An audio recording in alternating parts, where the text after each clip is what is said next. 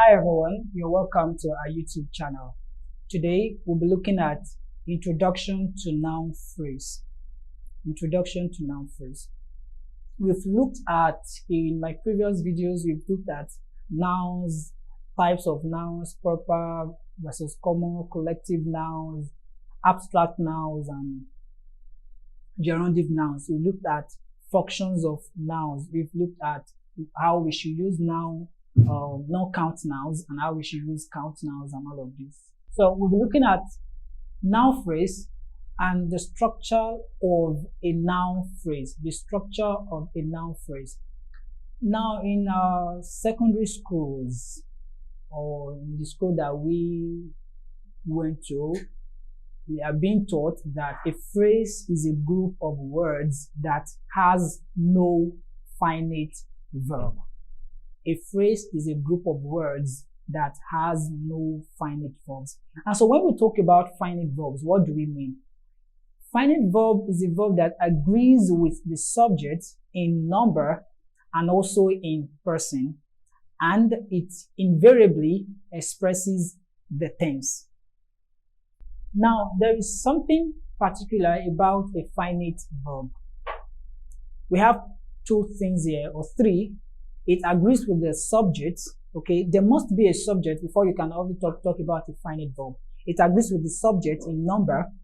I mean singular and plural. That is what I mean.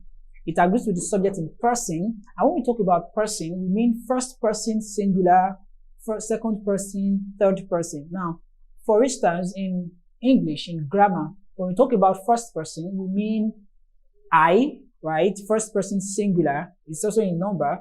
When we talk about second person singular, we mean you. When we say third person, we mean he or she or it. Or sometimes we can have one. Now, when we talk about first person plural, we mean we. When we talk about second person plural, we mean you again. English doesn't make a distinction between the second person singular and the second person plural. Unlike in French, where the second person singular is tu, okay, but the second person plural is vous. So, tout appelle or tout appelle is not the same thing as vous appelez or vous appelez. So, there's going to be a difference. But English doesn't make a distinction. Now, the third person plural is they, the third person plural. Now, you might have been wondering what we even mean by saying first person, second person, or third person. Now, first person is the one making the statement, okay, is the speaker, whether it's singular or plural. Now, the second person is the one being spoken to, all right, and the third person is the one that we're talking about. So I am the one speaking here. I am the one taking this class. So I'm the first person. If we are more than one, then I'll be talking about we. We're also the first person because we are the speaker. And I'm talking to you. Then you will be the second person. And I'm talking about what? Noun phrase, which is it. All right. If I'm talking about, let's say James as a man. So I will say, I'm talking about him, right? That is how it's going to be. So that is first person, second person, third person. Now we say that this finite verb agrees with the subject in number. That means if the number is singular, the finite verb will also be what? Singular. If the number is plural, that means the finite verb will also be what? Plural. Okay. And remember that singular verbs take what? S or IES or ES. Plural verbs do not. Now in person, that means we're talking about I, he, I, you, he or she or it, and sometimes one. Then we, plural, you or you all in some cases, and then you have they in person, and it variably expresses the tense. Now, a finite verb is limited in functions like we have. Okay, it's limited in function. Its function is limited. That's why we say finite. That means it has an end. Okay, it is not infinite. Okay, it's not non-finite that can be used in different cases or varieties, right? A finite verb is limited in a function. Its relevance is seen in the agreement it has with the subject of the sentence in terms of number, singular or plural, person, and it invariably expresses the tense. Say, for instance, you say, the man plays football every day. The man plays football every day. The man is singular, right? And plays is a what? Is a verb too. It's also a singular verb. Now, plays makes an agreement with the man. So, plays in that sentence is a finite verb. Remember, we're coming from the place where we say a phrase is a group of words that has no finite verb. That has no finite verb. Now, we're saying the man plays football every day. This is a main clause. The man plays football every day. It's a main clause. And look at the every day. It's written separately. It's not written together. Every day written together functions as an adjective. Functions as an adjective. Let's say everyday chores, everyday task, everyday work, or whatever you have. But you have to write it separately as an adverb. The man plays football every day. The man is a singular subject and it is followed by a singular verb, right? Plays. Okay, it contains a finite verb. Olu and Tade go, not Olu and Tade goes. You know, plural subject, plural verbs do not take what? I or IES or ES.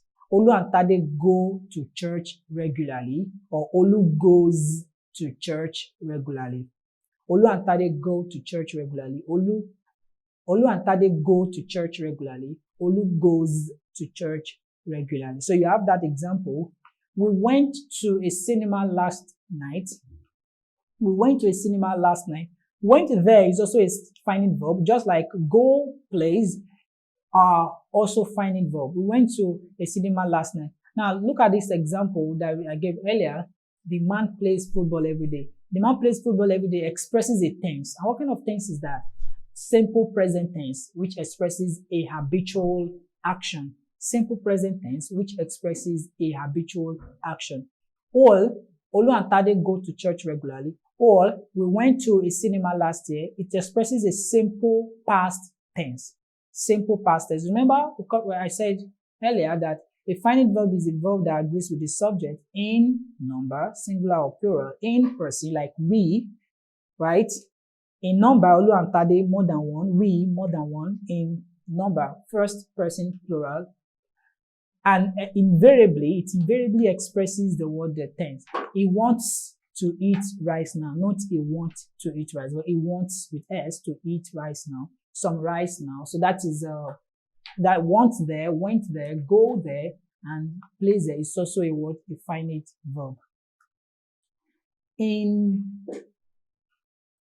an introduction to word grammar, there is a man, Richard Hudson, that writes, he says, the reason finite verbs are so important is their unique ability to act as the sentence root. By Richard Hudson. The reason finite verbs are so important is their unique ability to act as the sentence root. For instance, they can be used as the only verb in the sentence, whereas all the others have to depend on some other words. So finite verbs really stand out. Now this is key. If there is just one verb in a sentence, that verb is finite. Put in another way, a finite verb can stand by itself in a sentence. Finite verbs are sometimes called main verbs or tensed verbs. Main verbs or tensed verbs.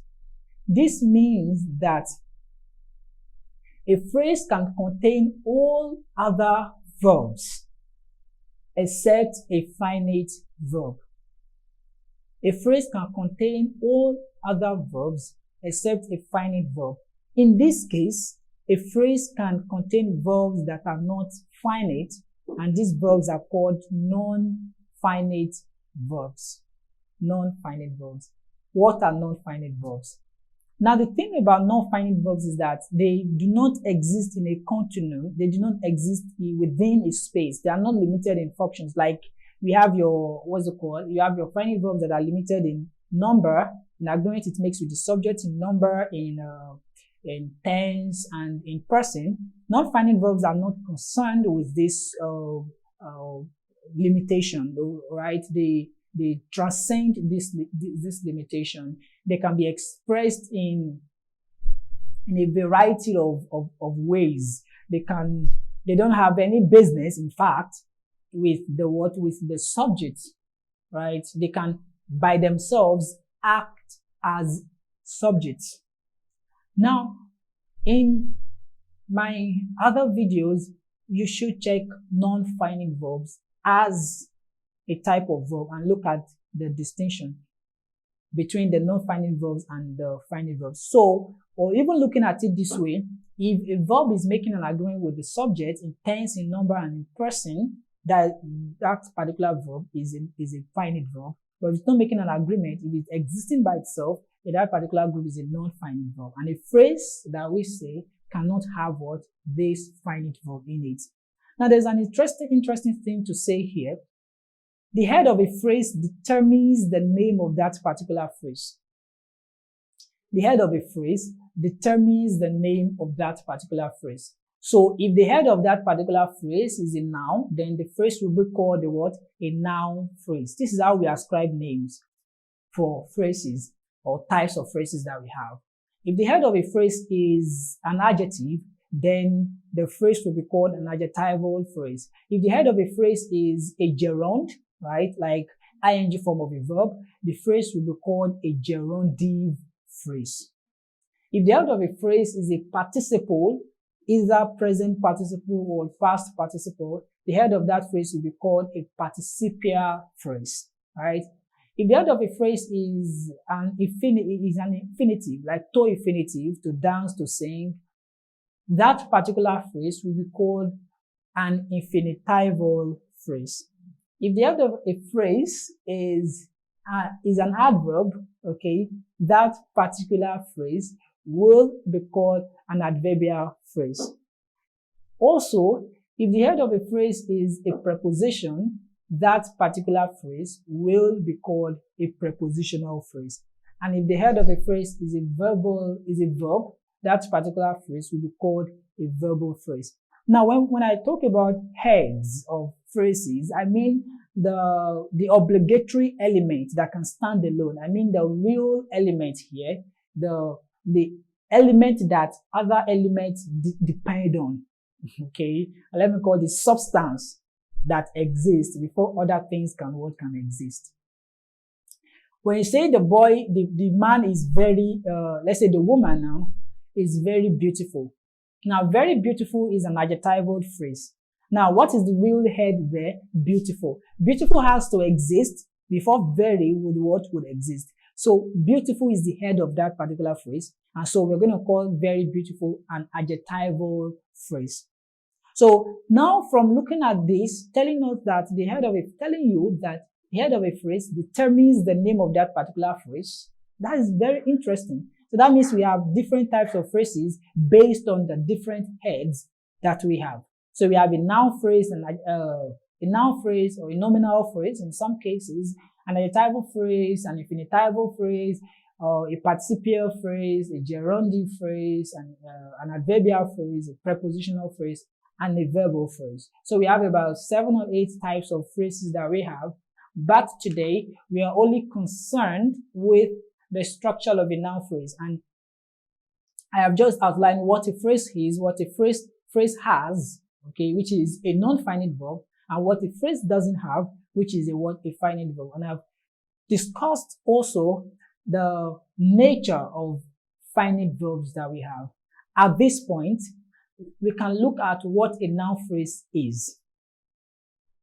Now, a noun phrase performs the same functions of a noun, okay? A noun phrase performs the same functions of a noun. Now, you know the functions of a noun in my previous video. The functions of a noun are about 6. It can function as the subject of a verb, the object of a verb, the complement of the subject, the complement of the object, that is 4, in opposition to another nominal entity, that is 5. And again, it can also function as complement of a preposition, that is 6. A noun phrase has these same functions, in the sense that it can also be subject of a verb, object of a verb, complement, and all of that. So if you know the functions of a noun, you wouldn't have problem knowing the functions of a noun phrase. The only observable difference is that in your noun phrase, it has some modifiers before it, right? And it has qualifiers after it. That is the way to look at a noun phrase. Now, the structure of a noun phrase gives us something like MHQ. MHQ. Now, the M for the modifier, the H for the head, and the Q for the qualifier. MHQ. So you just have to know this structure in your head, right? That this is how a noun phrase is. This is what a noun phrase should be before we can call it a noun phrase. MHQ. And a lot of things depend on this noun phrase that we're talking about. For instance, looking at the agreement between the verb, we must know what is the head, and we must know what is the qualifier. So the structure of a noun phrase, we have it in this form as MHQ, the modifier, the head, and the qualifier. Now, the head is the noun. The modifier is everything that comes before the word, the head, and the qualifier is everything that comes after the head. It's very simple. MHQ. The M as the modifier, everything that comes before the head. The H is the head, which is the real noun, okay, which is what will make agreement. We're going to look in our subsequent videos, which is what will make agreement with the verb, and the Q as the qualifier, which is everything that comes after the word, the head. Now, the modifiers, okay, as a word, the modifier includes everything that comes before the head. This could be articles like a or an or the. It could be determiners like little, like some, like age, like most, like much. It could be demonstrative adjectives like this, like that, like these, like those. It could be possessive adjectives like his, like their, like our, like mine. It could also be qualitative adjectives like beautiful, like intelligent, like smart, like, nice. So the modifiers will include everything that comes before the head. Articles, the definite and indefinite articles, determiners, little, some, every, each, most, much. Demonstrative adjectives, this, that, these, those. Possessive adjectives are, there, is, mine, your. Or even qualitative adjectives, beautiful, intelligent, smart, and all of that. The head is the noun. And the qualifier is everything that comes after the head. Everything that comes after the head, which includes, there are two, basically, there are just two, relative, there are just two, relative or adjectival clause, whom he wants to marry, for instance, whose daughter is a model, not model, model. You want to become a model, you want to be a model, right? So whom he wants to marry is a relative clause or an adjectival clause. Whose daughter is a model is a relative clause or adjectival clause. So it's coming after the word, the head, and a prepositional phrase like in the garden. In is the head of that phrase. The garden of the head of that phrase, of the man, with a preposition, the head of that phrase, with his wives. In the garden with his wives of the man. These are prepositional phrases. And we have relative clauses like whom he wants to marry, whose daughter is a model. Now you're discovering something, you will discover something very shortly. The only obligatory part of a phrase is the head, okay? Of a noun phrase is the head. Even in other phrases, other types of phrases that you have, the only obligatory part or element is the head. Other elements such as the modifiers that are coming before the head and the qualifiers that come after the head may be present or absent. It isn't difficult, okay? Just take some time to absorb this information. And we're going to look at some examples and do the analysis then. I'm going to have 2 examples, then you do the other 3 showing on the screen to test your knowledge of noun phrases. Now, look at this example.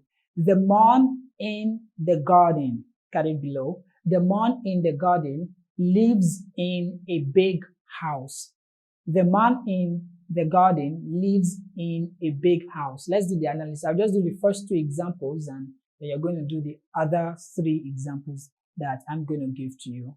The man in the garden lives in a big house. Now let's do the analysis. What is the head in this the man in the garden? We have it as what? As man. That is the real head.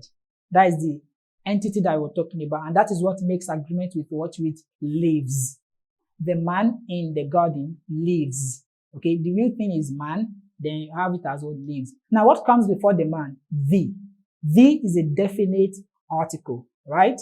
And the, it will be regarded as the word, the modifier, okay, that comes before the word, the head. And in the garden is still an element of that word, of that phrase, because it functions as a word, as a qualifier. It describes the location, okay, that the man is, or the location where the man is. So the man in the garden, so in the garden is a prepositional phrase, right? And so the man in the garden is regarded as a noun phrase. You break the structure down, you have the modifier, man, head, in the garden, prepositional phrase. So the man in the garden will give us a what? A prepositional phrase. But the agreement must be with man, lives. Okay, now I'm going to say something. The agreement in the noun phrase, now the structural MHQ, the agreement with the noun phrase must be with the head of that particular phrase and not the qualifiers. The head of that phrase and not the qualifiers. For instance, we can have an example where it looks as if the qualifier is taken. Let's say, okay, the news of his successes, okay, the news of his successes is all over the town. You wouldn't say the news of his successes are all over the town, right? Now, if you can break that the news of his successes down, we can have something like the as the modifier, news as the head, which is a non-count noun that should attract a singular verb. Now, of his successes is a qualifier, is a prepositional phrase, and that is a qualifier. So of his successes, we're not going to make agreement with successes because successes is not the head of that phrase. The real head of the phrase is what? Is news. Okay, now, so in making agreement with your verbs in a noun phrase, you must be aware of, you must be able to identify the head of that particular phrase. The man in the garden lives in a big house. Lives there makes agreement with the what? With the man. Now, in another case, we also have I met, and that functions as subject of the verb lives. The man in the garden functions as subject of the verb lives. Let's have another example. I met. Who? Okay. Whoever you meet, or whoever you met, or whoever I met, will be the object of the verb, right? Met, because met is a transitive verb. For you to have object, you must have a transitive verb. I met. Who did I meet? A girl whose father is a military officer. A girl whose father is a military officer. Now you have a girl. Who is the head there? What is the head in that particular phrase? That is girl, right? Then we have the modifier as what? As an indefinite article, a, and whose father is a military officer is a qualifier, right? Is a relative word clause. And it functions as what? As the qualifier of the word of a girl, whose father is a military officer. Now remember, earlier in this class, I said something that A phrase is a group of words that does not have a finite verb. That is correct. But in this example, a girl whose father is a military officer, if you underline the entire element, a girl whose father is a military officer, that is a noun phrase. But then it has a finite verb. Father is. Is a finite verb because is is singular and father is also what? Singular. So why do we have a finite verb in a phrase? Now, this is different. In a noun clause, there can be a finite verb. The difference is just like the finite verb is an element of a clause that functions as a what? As a qualifier of the head. Let me repeat. In a noun phrase, we can have a finite verb, but it's just that the finite verb is an element of the relative or adjectival clause, and this relative or adjectival clause functions as a qualifier of the what? Of the head, a girl. So it's permissible. Now, when you have a girl whose father is a military officer, you wouldn't say because your father is, then that is a noun clause. No. A noun clause has its own distinctive function. Just know the structure of your noun phrase, MHQ. MHQ. Modifier, head, qualifier. And know that the qualifier could be a relative clause. You can have a relative clause in a noun phrase functioning as a qualifier. And the qualifier could also be a prepositional word phrase. And remember that to make agreement with the verb, you must be able to identify the subject, the real head that you're talking about, and not the qualifiers. Now, I have explained the structure of a noun phrase, what a noun phrase has and what a noun phrase doesn't have, and the agreement with the verb. You're going to have these examples on the screen, 3 examples on the screen, and take your time to analyze it. Take your time to analyze these examples on the screen. Just 3 examples, and analyze the name. Now, in your SSCE or even UTME comprehension passages, there are 2 things that are important. The first thing is what is the grammatical name? And the second thing is what is the grammatical function? Now, in the example that I gave earlier, the man in the garden lives in a big house. The man in the garden is the noun phrase. That is the grammatical name. And you're also going to be asked the grammatical function. It functions as the subject of the verb lives. So when you're doing the analysis of a phrase or even a clause, you must bear 2 things in mind: the grammatical name and the grammatical function. I met a girl whose father is a military officer. Now, I met there is there is a subject, met here is a verb, transitive verb that requires an object. A girl whose father is a military officer is the object, right? Now, and it's also a noun phrase. Now, if you ask the question, underline a girl whose father is a military officer in a sentence, what is the grammatical name? 1, noun phrase.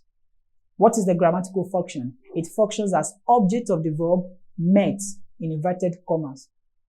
Look at the first example. The man in the garden lives in a big house. What is the grammatical name? Noun phrase. What is the grammatical function? It functions as subject of the verb lives. If it's a verb phrase like combination of auxiliary verbs and of auxiliaries and main verbs or lexical verbs, you're going to say subject of the verb phrase can have, or subject of the verb phrase will go. And you put the verb phrase in inverted comma to hand you your full mark. Now do the same thing for these 3 examples that will appear on the screen shortly. Thank you very much.